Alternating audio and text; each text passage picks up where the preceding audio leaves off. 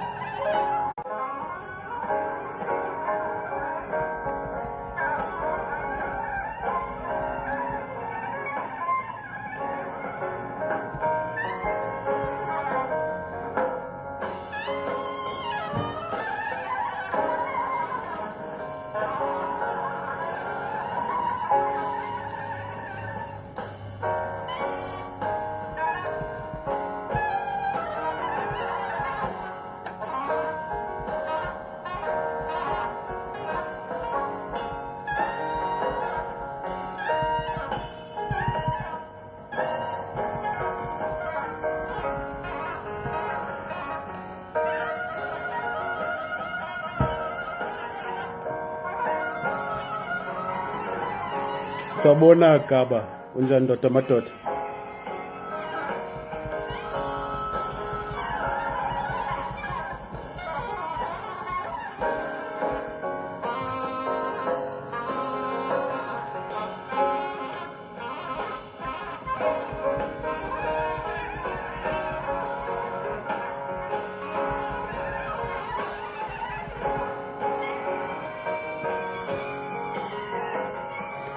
Sanibonani Tawalam sis Nomasango.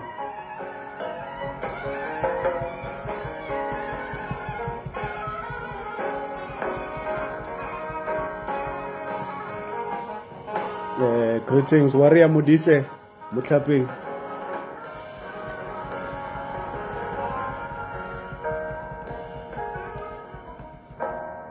Siyabonga bafo.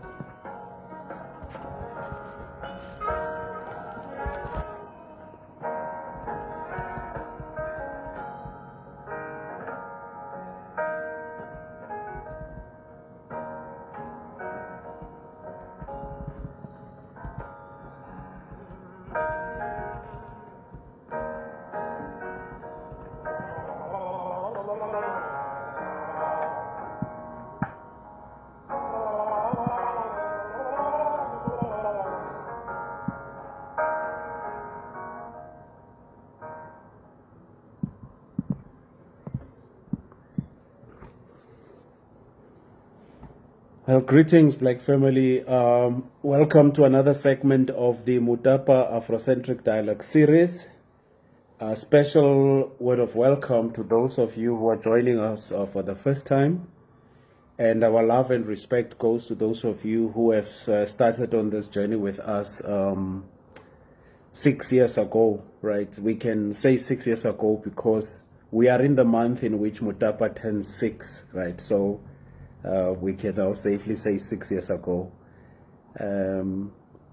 Welcome. We see you, Aus Maleshwana, Mkulu Jebani. Good to have you on the platform.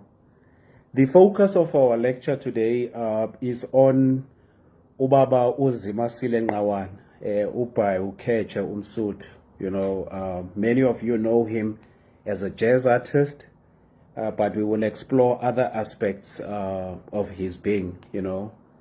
He was more than just a jazz artist. And we are paying tribute to Ubabu Zimasile Ngqawana under the theme Jazz, Resistance, and Blackness. And what we will attempt to do in this lecture today is to show the relationship or the interplay between jazz, resistance, and blackness, right? That all of those three themes have a way in which they are connected. And the person of Ubabu Zimasile Ngqawana, you know, shows us that interconnectedness of those themes. So in our first segment, we will deal with the usual, which is cognitive housekeeping. In the second segment, we will do a bit of a biographical as to who is Ubabu Zimasile Ngqawana. So you may know the music, but it would be nice to also just know the person behind the music. And then in the third segment, we will explore the theme of jazz as resistance. And then we will then conclude in our last theme and looking at why is Zimasile Ngqawana important to us.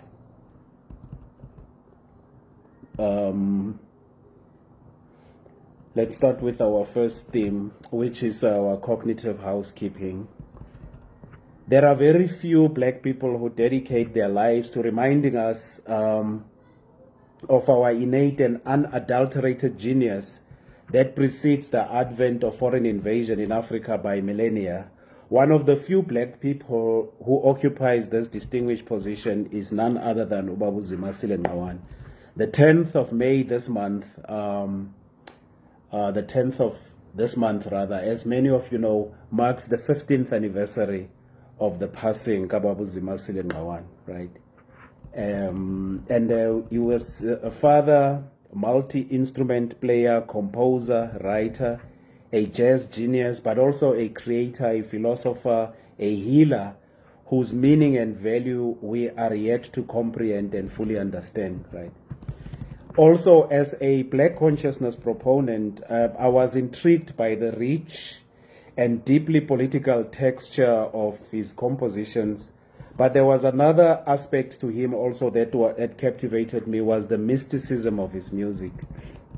The philosophical base of his artistic expression is firmly grounded in the Afrocentric view of the self and the world, right? As I hydrate.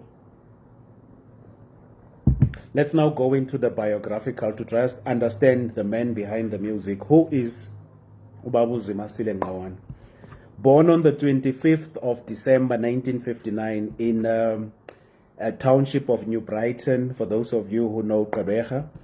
The year of his birth was also an important year in that it was also the year in which one of the most celebrated jazz albums was released, Miles Davis's Kinda Blue, which is generally regarded by some people as the greatest jazz art album ever recorded.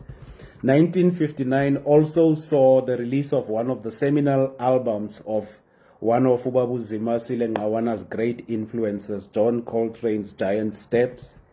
Now, by way of understanding how he got, interested in music and especially jazz music, it actually started at home with his two elder brothers, Obut Zwelenani and Obut Mzimkhulu. They did this mainly through their record collection.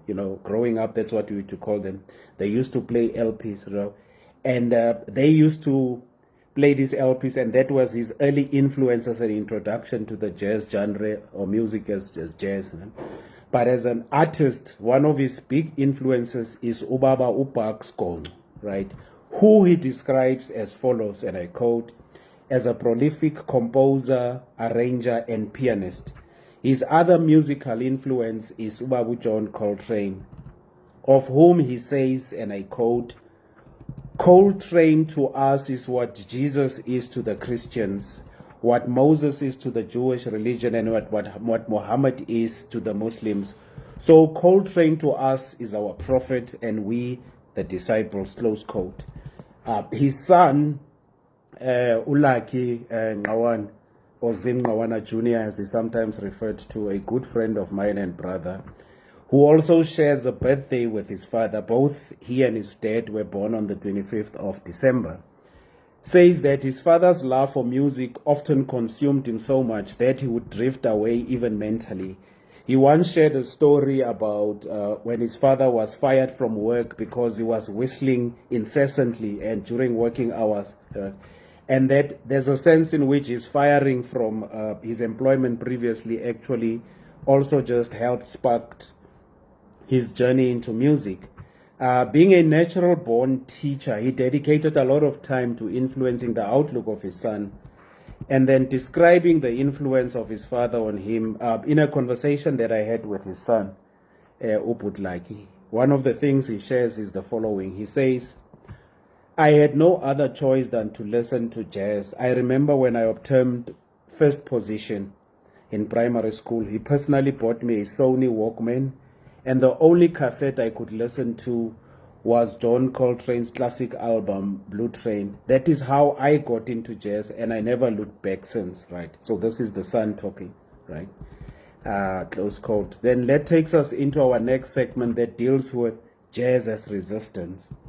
Now, as black people, jazz artists are not immune to the violence of anti-black racism. For this reason, jazz as an art form also had to respond to the lived reality of black jazz artists and black people in general. So both in the US and in South Africa, jazz has a long tradition of resistance against injustice and in particular anti-black racism. In fact, many jazz musicians have got stories, if you follow their autobiographies or biographies, how they were ill-treated in the music business, how they were exploited, or even how they were punished for expressing their views against injustice through their music, right? Because of the racist nature of the music industry and, of course, the world we live in. Now, let's take examples, for instance, in the US of how jazz was used as an instrument of resistance. In the US, in 1939, Billie Holiday releases Strange Fruit, which, as you know, was a song that protests against the lynching of black people in the US. It's a deeply melancholic song. It really pierces your soul. In 1959, Charles Mingus wrote Fables of Phobos. This was in protest against the governor in the US in Arkansas, Orville Phobos, who was attempting to block the integration of schools. Now, in protest, Charles Mingus, the great jazz artist, then wrote that song. Then in 1963, Umamu Nina Simone releases Mississippi Goddam. As many of you know, that song was released in protest of the murder of the civil rights leader Medgar Evers and the murder of 4 black girls who died in a bombing that was planted by a white racist at the Baptist Church in Alabama. In the same year, 1963, John Coltrane also released a track called Alabama. His track as well was also in protest against the murder of those 4 black girls in 1963, right? Now, at the same time that black jazz artists in the US were protesting against the violence of anti-black racism, black jazz artists in South Africa were doing exactly the same, confronting the beast of anti-black racism. In 1956, for instance, somebody who's lesser known, but his song is more known than him, Ubaba Ustrike Vilakazi, composed the song Meadowlands, right? So we know this song as it was popularized by people like Abo Mama Uzenzile, Miriam Makeba, but the composer is actually Ubaba Ustrike Vilakazi, 1959. And we know the song Meadowlands was actually in protest of the forced removals of black people from Sophia Town to the newly established township of Meadowlands in the 1950s, right? And this is why also when you go to Meadowlands till this day, especially amongst the old people, the type of tsotsital that was spoken in Sophia Town, you still find remnants of that tsotsital in Meadowlands, right? So this was actually a protest song. Also in the 1950s, the political activist Ubaba Uvuyisile Mini wrote the song Nansi Ndodenyama Ferevut, Pasopa Nansi Ndodenyama, also popularized by, amongst others, by Umamu Miriam Makeba. It ultimately became an anthem for the liberation movement. And then in 1974, one of the greatest jazz songs to come out of South Africa, Menenberg, right, was released. And it also became an anthem for the liberation struggle, right? And if you listen to the themes, but also speak to the composers of the song, amongst others, Ubabu Abdullah Ibrahim, when they explain to you the genesis of the song, right? So it was not just a jazz tune. It was also a song that sought to critique apartheid at the time. Now, like the older generation of black artists, jazz artists, Uprazim also saw jazz as an instrument of resistance, right? So if you look deeper into his work, it has a very strong, what I would call an Afrocentric feel. You see this in the creation of what he calls the Zimology Institute, which is meant to be a space for authentic and original African creative expression and thought. You see this through his invention of formalizations or concepts such as Zimocracy as opposed to democracy. In his reference to the African continent, he uses the formulation Kwantu Nend, right? Instead of continent, he refers to the African continent as Kwantu Nend. And in reference to South Africa, instead of using the formulation South Africa, he uses the formulation said Africa. And then he adds said Africa, country with no name. He used his platform to affirm African languages, spirituality, music, rituals, and art.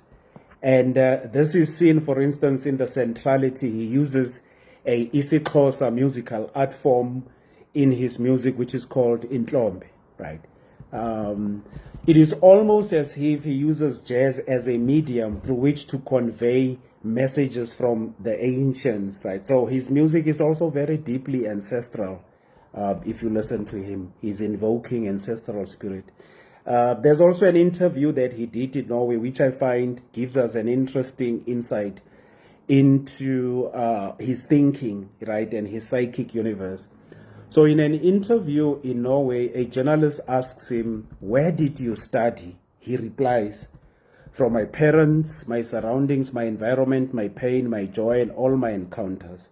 So not satisfied with the response, the journalist then presses on, right, and follows up and asks him, "What about institutions?"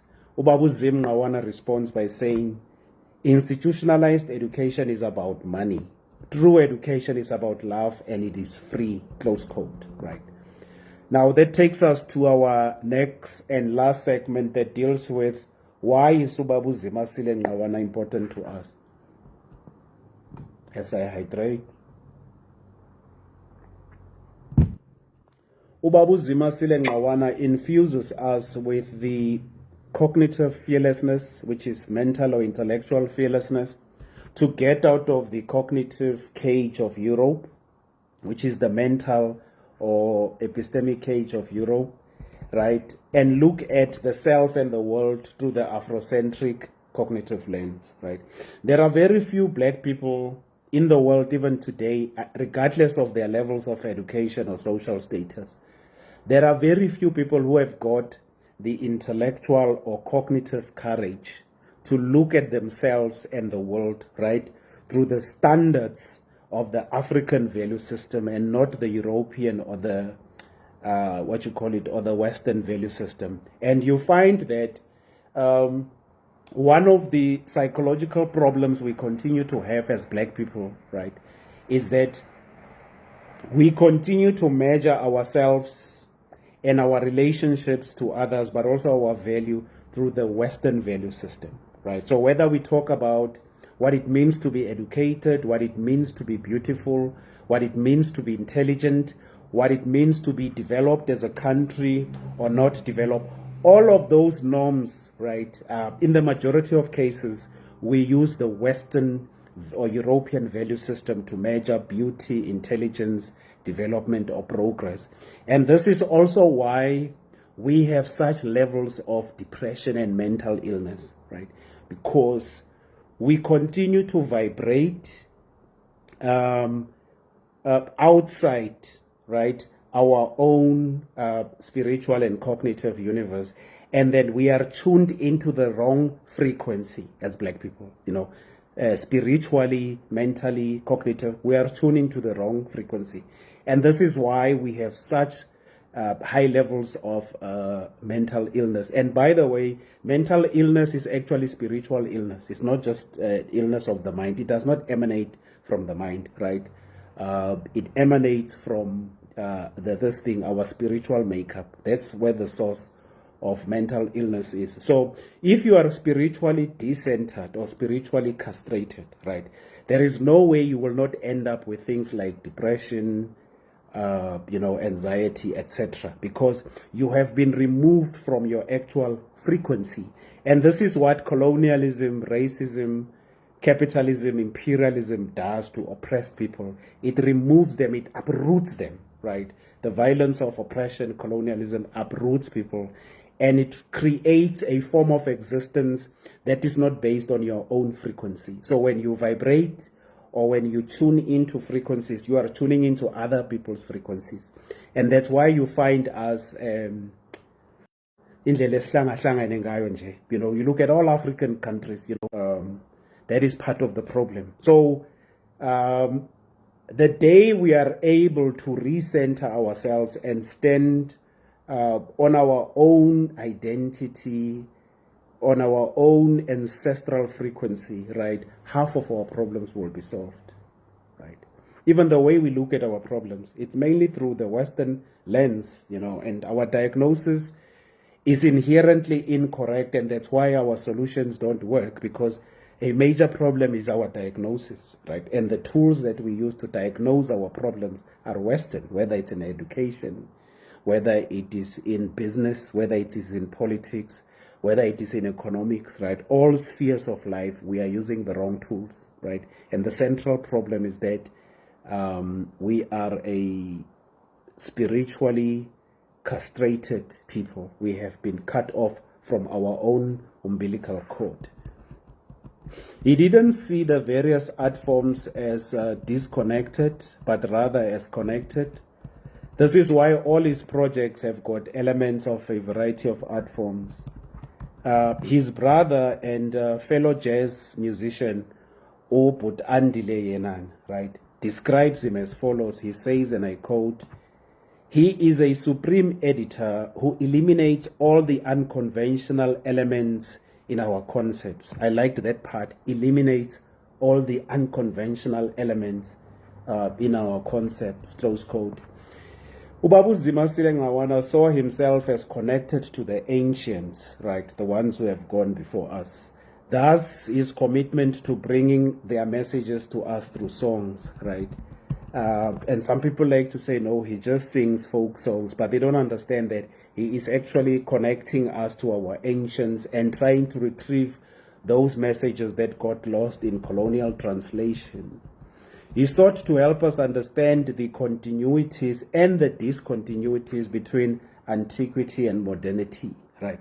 So sometimes you find that in various historical epochs, not all of us are able to see that certain elements of previous historical epochs continue in the contemporary epochs.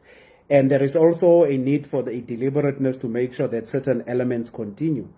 And I make the point, Black family, you know, and I don't expect anybody to agree with me when I make this point, because I'm one of those people who don't speak to secure the agreement or disagreement of other Black people, right? I simply express my view with the hope that we can create a basis for dialogue, right? So I'm more interested in dialogue than whether or not you agree with what I'm saying or not.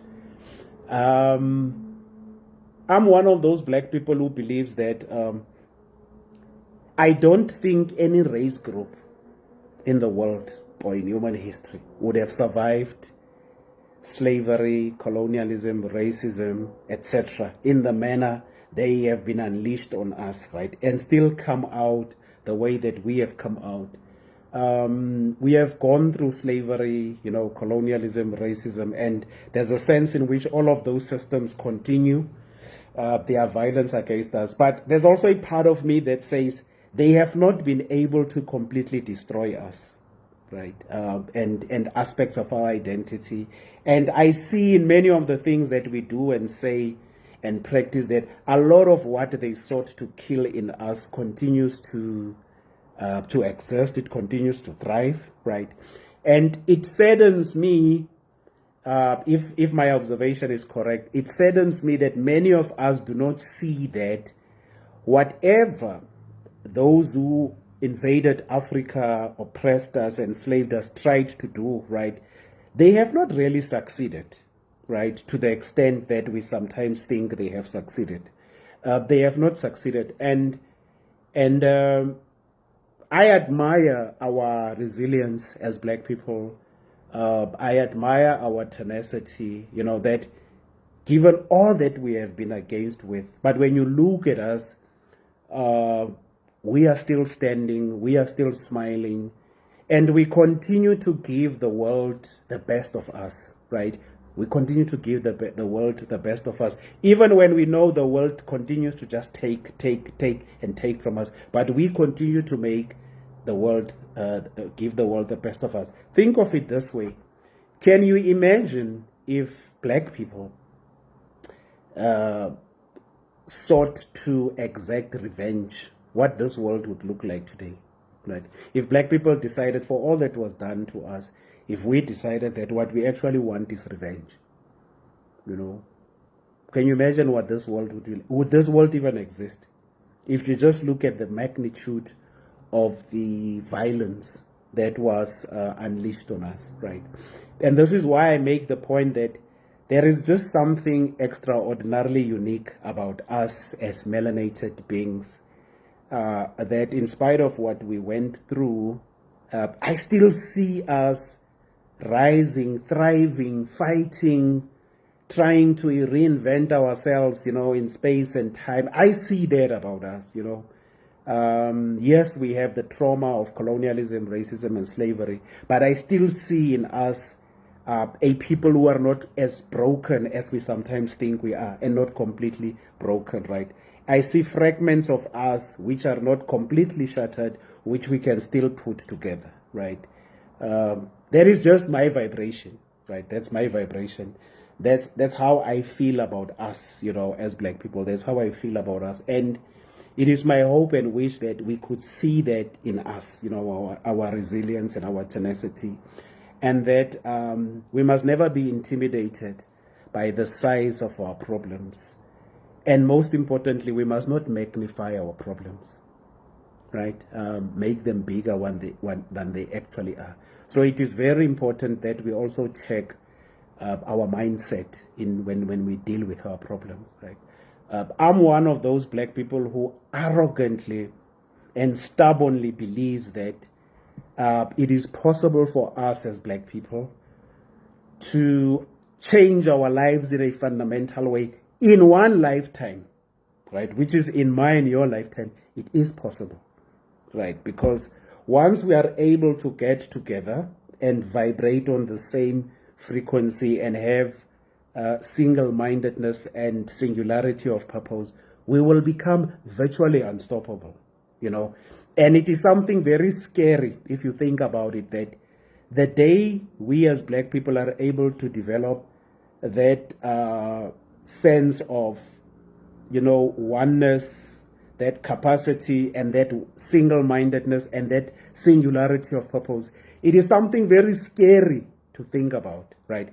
And I sometimes get the sense that the other groups who continue to attack, exploit, and to make sure that we never see ourselves as one, also realize that the day this group called black people, right, come to a realization that they are actually one family and they must fight and advance as one family, right? The day that it means the end of everybody else, right, who continues to keep us in bondage, That is my stubborn belief, right? And I'm not asking you to believe what I believe.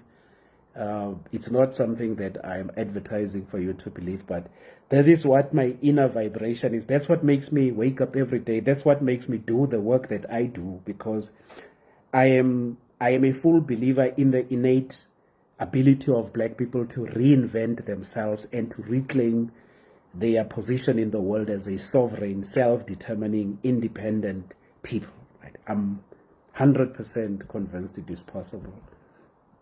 He didn't see himself as an originator of this or that, or a founding father of this or that, but simply as a vessel through which our ancients could communicate and alert us to those things that the Western worldviews blind us. I've spoken about the importance of tapping into our own frequencies and energies.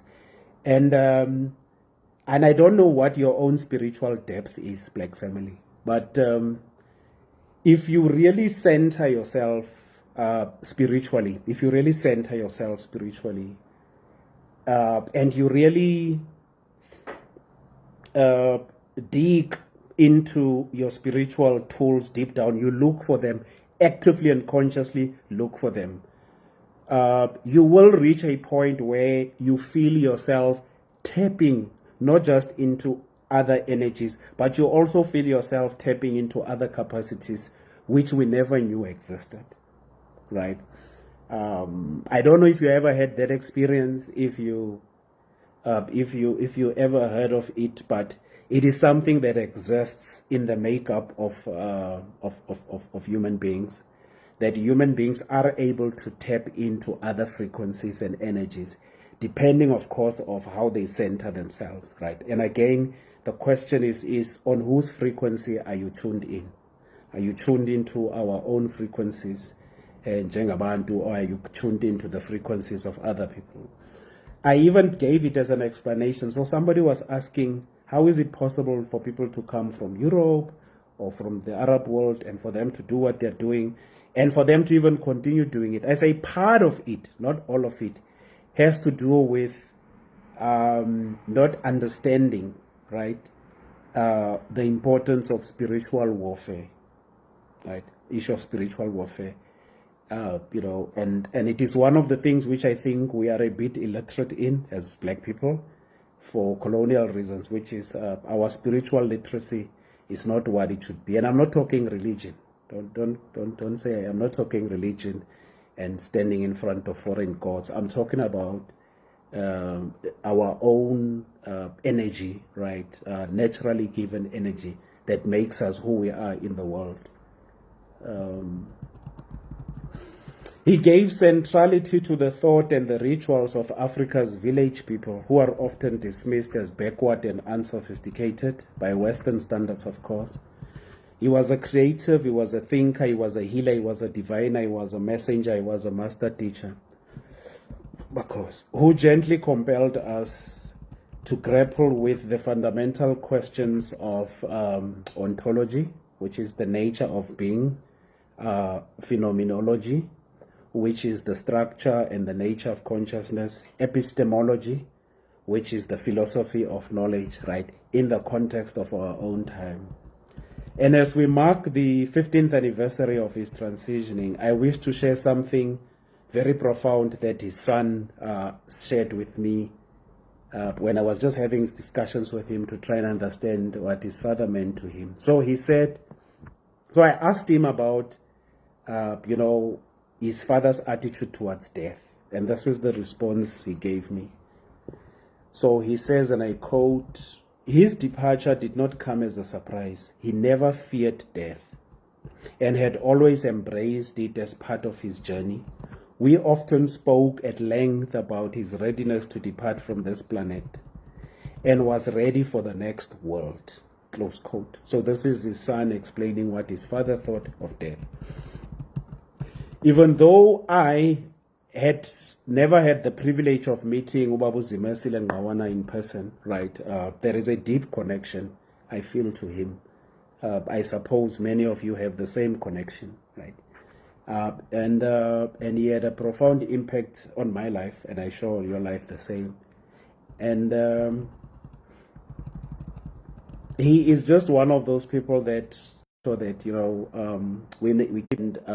we also tell our children about this great. And if you just think about it, I am threatening 50. I'm turning 50 in July, and I was just thinking, Zimasile Ngqawana was 52 when he died.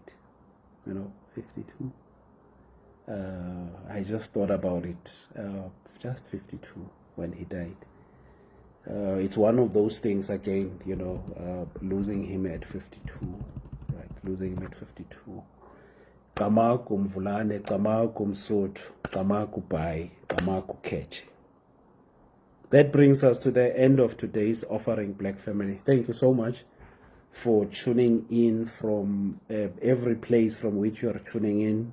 And our message to you, as always, as Mutapa Afrocentric Dialogues, is that as Black people, let's make Black love a way of life without any drama, theater, or fanfare. Let's dedicate every day to lifting each other up. Say things to other Black people that lift them up. And if you have nothing uplifting to say to another Black person, rather keep quiet.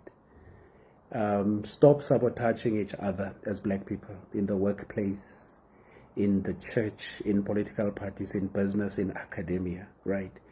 Stop being part of the people who sabotage or who speak ill about other black people or who literally bring them down, block their career progression, block their businesses. Let's really stop being gqwegi towards each other as black people, because that is also one of the things that blocks our ability to rise, because we are very gqwegi towards each other as black people, you know, and we don't need to read big books to just be proper, you know, Africa, amahle towards each other. We know what it means. We sometimes just conveniently forget what it means to be proper Africans. We know the things we were taught by our mothers and our grandfathers that we should practice and how we should treat each other, you know. On that note, and through the divine spirit of our great warrior ancestors, peace, lesedi, Tamaku, Makukanyi, Makosa Makolo.